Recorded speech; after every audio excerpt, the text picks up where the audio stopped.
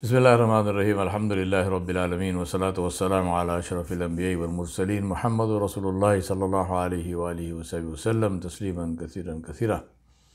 Amma ba'du, my dear brothers and sisters, I want to talk to you today about the crisis number 3 in our series of Juma Khutbas on the challenges and solutions. Challenges of 2021 and solutions. And that crisis, number 3, is artificial intelligence and disruptive technologies. Now let us see how AI will change our lives and environment. This is just a snapshot. It's not my intention to list the changes, but to help you get perspective on them. Let me begin by my favorite headline, which is a classic example of wordsmithing to hide the truth behind what is happening. And the headline is it says, artificial intelligence has the potential to offer 15.7 trillion to the global economy by 2030. So that's less than 10 years from now. And I've given you the link to the PricewaterhouseCoopers study on that. What does that mean for people, especially for the poor people? Global economy means world GDP. I already told you that GDP is the worst way of looking at prosperity and at the strength of a society. What we need to look at is income distribution, not GDP. But let's continue. Break down this number of 15.7 trillion projected to be added to the GDP by 2030. The study says that 26% of that, which is 1/4 of that, will be in China, and 14.5% will be in North America, not just the United States, North America. How will this be achieved? Revenue comes from buying. That is what adds to GDP. Who buys? You. Who do you pay? The producers of the goods and services. Who spends? You. Who gets rich? They. It's no accident that Jeff Bezos and the others in that 8-man group had their wealth doubled and tripled during the pandemic. And they have you to thank for that. Now, something more about AI. Have you heard of the AI bias? That is because algorithms are built and written by human beings, and so will have the built-in bias, deliberate or inadvertent, of the builders. That explains the slant to the news, product and service choices, and all sorts of things that you are presented with. Nothing is there by accident, or totally randomly, or totally objectively. Everything is an attempt to influence you to think, buy, vote, support, or oppose. The ultimate goal is to control your mind and your choices to benefit the controllers. Who is creating all this? The best minds in the world, highly educated and trained in everything that is related to achieving the purpose, which is to get your attention and to hold it. Who is on the other side? You, and even more importantly, your children, who have no clue what is happening to them. Who chooses that? You. Second major impact of AI will be the loss of certain jobs, packaged as labor-saving, convenience, more productive, more profitable, safer, far more accurate, far faster, intuitive, and so on. Let me give you some alternate words to describe this. Not to discourage you from using AI, in which frankly I don't think we have a choice anymore, but to help you recognize what's happening and see the other side of the coin. Labor-saving, convenience, more productive all mean fewer jobs in traditional manufacturing and service industries. Far fewer. More profitable, yes, but for whom? owners and shareholders, not employees or consumers. It's not an accident that during the pandemic, lots of people lost their jobs while billionaires grew wealthier. Just for perspective, consider this. The wealth of Elon Musk on March 8, 2020 was $24.5 billion. On January 9, 2021, 10 months later, it was $209 billion. From $24.5 billion to $209 billion. Not because he did anything earth-shaking to better the situation of humans or birds or fish or anything else on earth, but because Tesla shares went up. To look at it another way, difference in contribution to the world, zero. Difference in wealth, plus $184.5 billion. Contrast that with US minimum wage in 2009, we are in 2021, just to give you some math. US minimum wage in 2009 was $7.25 per hour. US minimum wage in 2021 is still $7.25 per hour. Cost of tomatoes for Elon Musk and the friendly neighborhood handyman or woman is the same. Lower cost of production, thanks to AI and automation, results in better earnings per share and a higher profit margin. That means the cost to consumer will not fall in proportion to cost of production. In any case, when the potential consumer has lost his job, that is paying capacity, product cost doesn't matter. Self-driving cars and trucks, robots, drones, IBM Watson, all mean loss of jobs for people providing these services. Work from home and homeschooling wiped out thousands of jobs for poor people in office cleaning and maintenance, gardening, parking, consumables, and many others, while saving costs and adding margins to companies. Majority of jobs will be lost in areas that are already poorly paid and where people are struggling to make ends meet. Imagine when they have no job. Our smart wordsmiths and financial analysts will tell you that people can be retrained for other jobs. Tell me, when was the last time you tried to train or retrain a 50-year-old truck driver or a woman working in a paddy field in Thailand to write a computer program? There are 3 documentaries that I want you to watch with your families. Please consider that a critical to survival project and do it. The first one is called The Social Dilemma. The second one is called 4 Horsemen. And the third one is called An Inconvenient Truth. In the text that comes with this khutbah, you will get links for all of them. Please watch them. Do yourself a favor. You owe it to yourself and to your children. To be able to make intelligent decisions, you need good information. It seldom comes better than this. These are experts speaking about their fields of expertise, which involves us all, whether we like it or not. So please watch them as a matter of urgency. Drop everything else and watch these 3 movies. There's nothing romantic about ignorance. So please educate yourself. In the wise words of Sayyidina Ali bin Abi Talib radiallahu anhu, he said, "It is sufficient as an honor for knowledge that those not suited to it try to claim it and are pleased when it is attributed to them. And it is sufficient as a disgrace for ignorance that those engulfed in it try to distance themselves from it." Allah subhanahu wa ta'ala Jalla Jalaluhu in Surah Al-Zumar, Allah subhanahu wa ta'ala said, قُلْ هَلْ يَسْتَوِي الَّذِينَ يَعْلَمُونَ وَالَّذِينَ لَا يَعْلَمُونَ إِنَّمَا يَتَذَكَّرُ أُولُو الْأَلْبَابِ.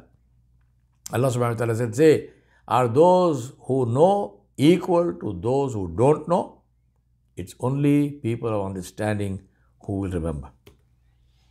2 of the biggest IT companies in India, Tech Mahindra and Wipro, have announced major job cuts. Tech Mahindra is firing 5,000 people due to rise in automation. humans no longer needed.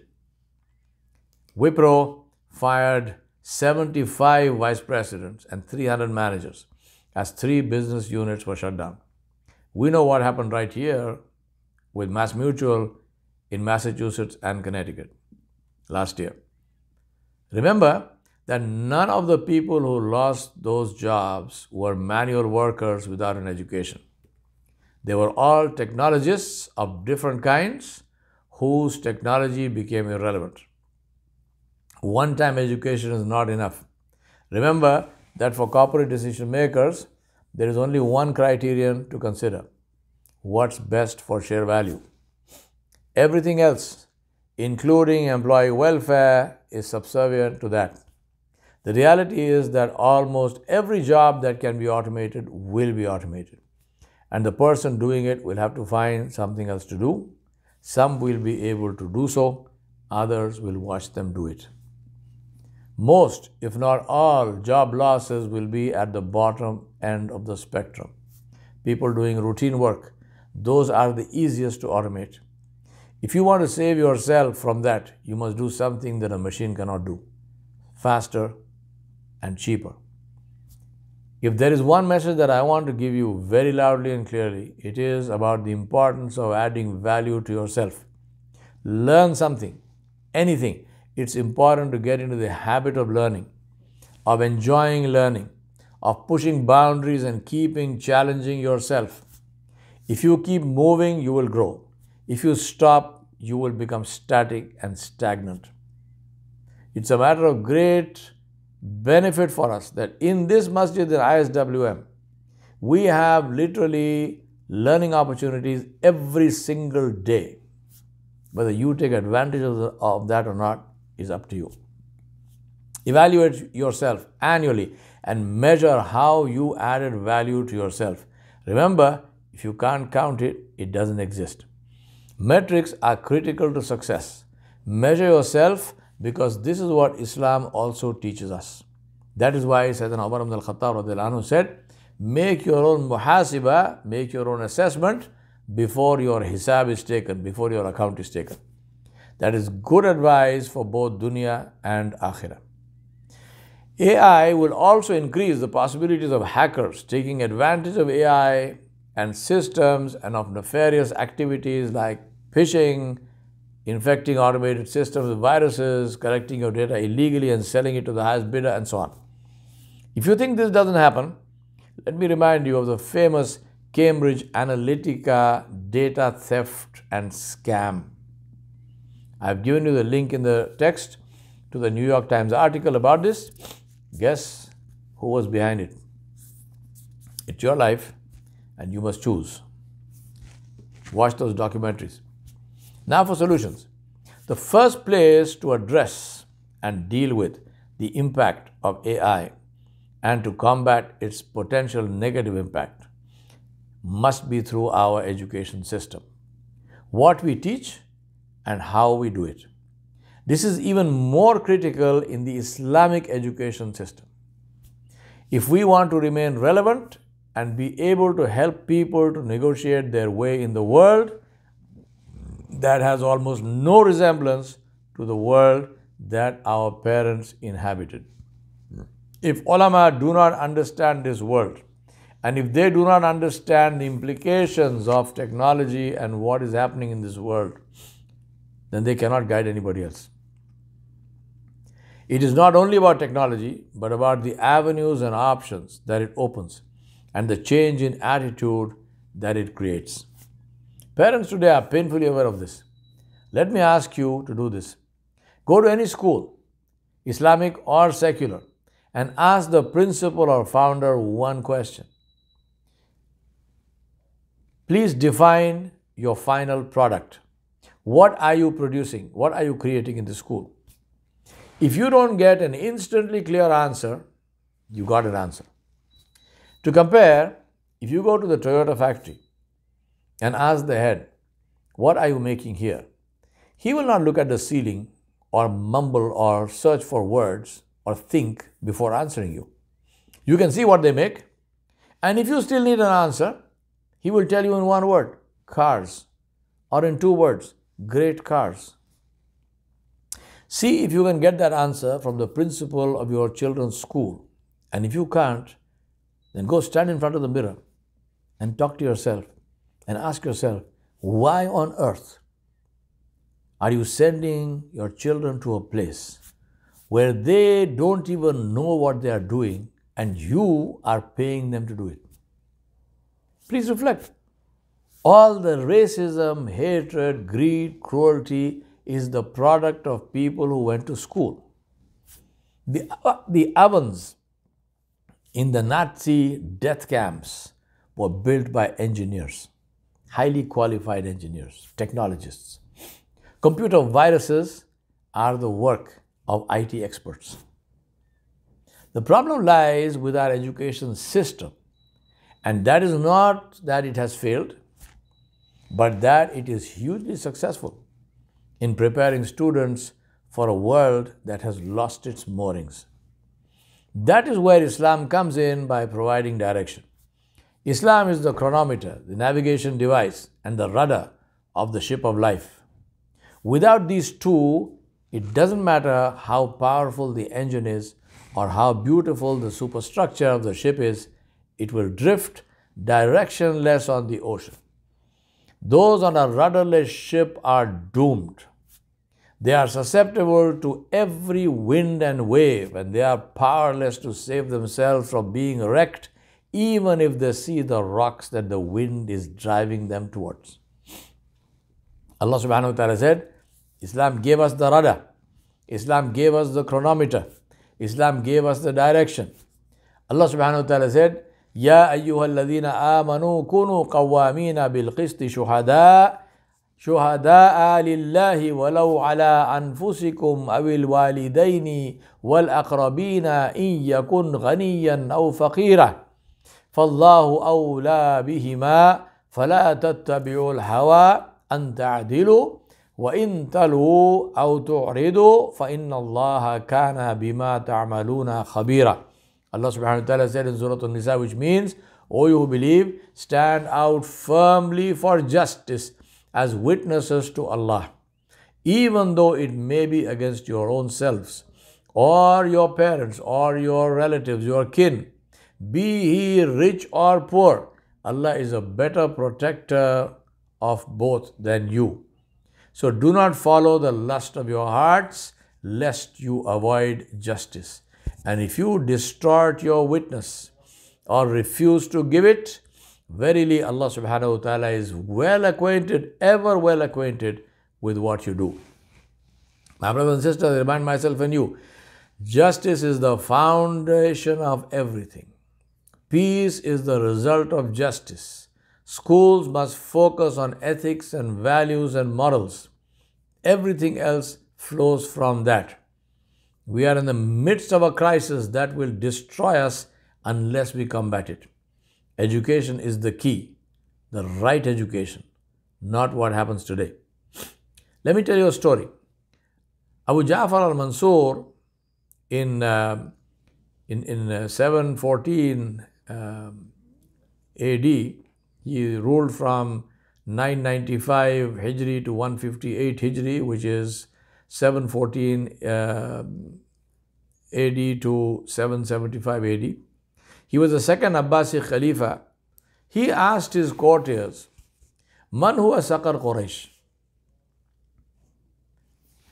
Hum yaqul, Anta Saqar Quraysh, Ya Amirul Mu'minin.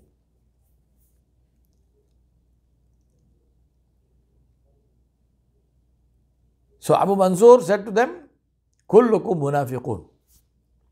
Saqar Quraysh, Abdul Rahman bin Muawiyah bin Hisham. Walhamdulillah, ja'ala al-bahar bayni wa baynahu. Abu Ja'far al-Mansur, he said, who is the falcon of the Quraysh? Now this was the highest title that you could give to anybody, the falcon of the Quraysh, the peak. So his courtier said to him, you are the falcon of the Quraysh, Ya Amirul Mu'minin. I mean, they were subservient to him. So he said, you are all munafiqun. He said, the Saqar Quraysh, the falcon of the Quraysh, is Abdul Rahman Ibn Muawiyah, Ibn Hisham, Ibn Abdul Malik bin Marwan. He said, he is the Saqar Quraysh. And he said, I thank Allah that Allah kept an ocean between him and me.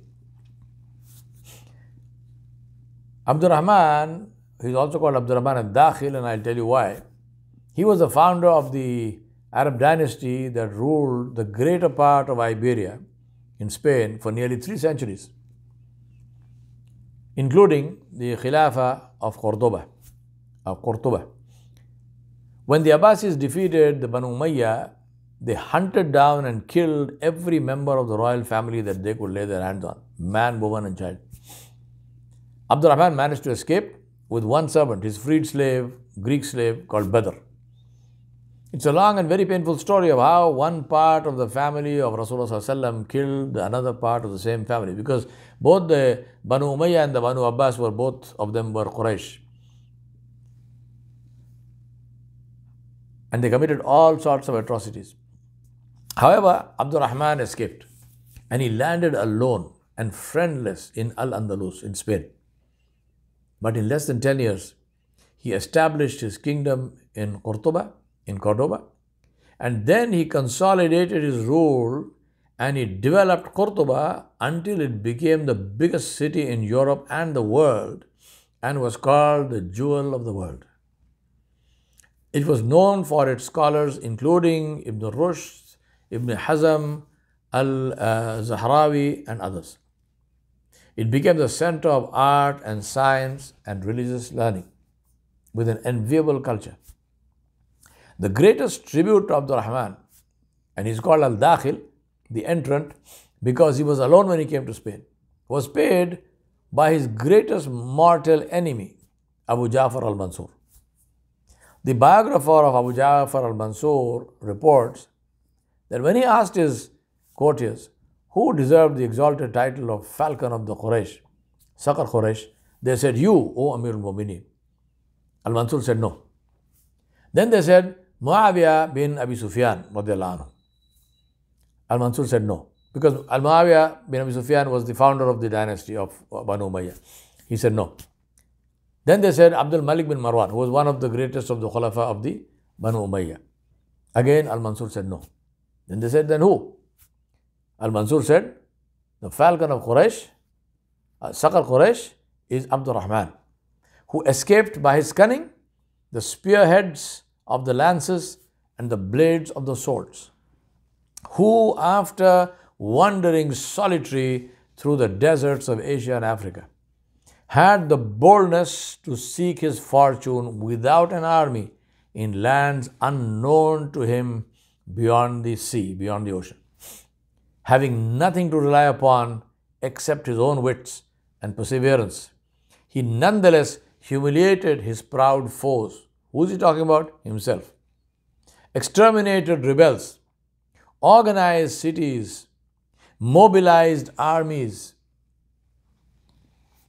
secured his frontiers against his enemies, and founded a great empire, and reunited under his scepter a realm that seemed already parceled out among others.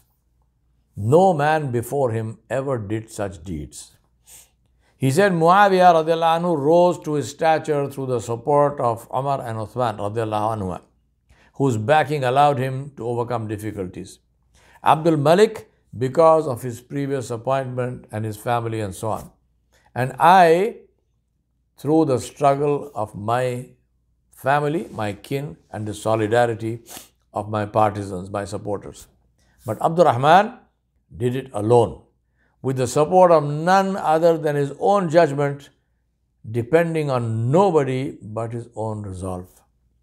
My question to you is, what school did he go to? Which madrasa did Abdurrahman al-Dakhil study in? What happened to this? How can we revive it, relevant to our times? What can we do to once again become great contributors to the world? I can give you a list of Muslim scholars recognized to this day, even though the Orientalists have changed their names. and who have been described as the father or the founder of a particular field of science. Whether it is Al-Zahrawi or Abbas ibn Firnas or Ibn Khaldun or Ibn Sina or Ali ibn al-Abbas al-Majusi, al-Biruni, al-Khawarizmi, Ibn Hazm, Farabi, Ibn Rushd, al-Razi. I can go on. I can go on.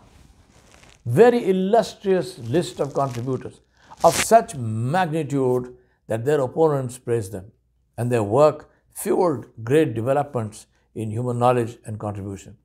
Not one of them went to a madrasa or school as we know it.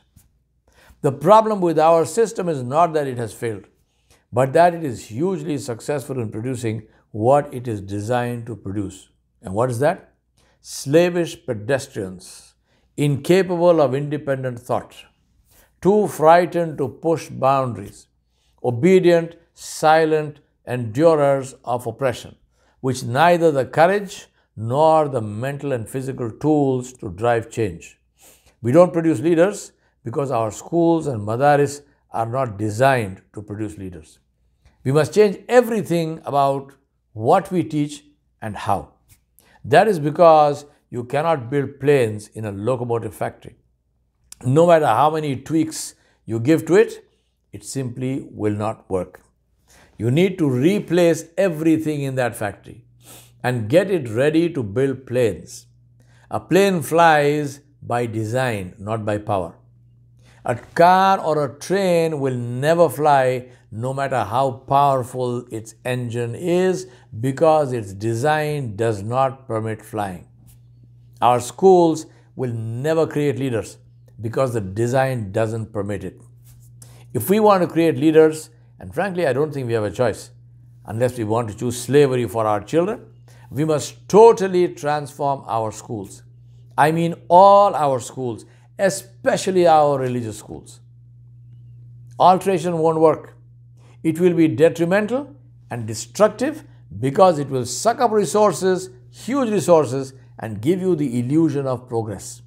Remember, ignorance is not the opposite of knowledge. The opposite of knowledge is the illusion of knowledge.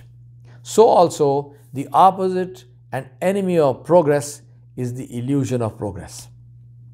We must stop fooling ourselves into believing that we are educating our children either in the secular or Islamic system.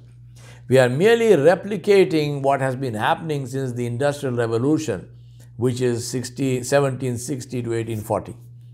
There were no schools as we know them before that.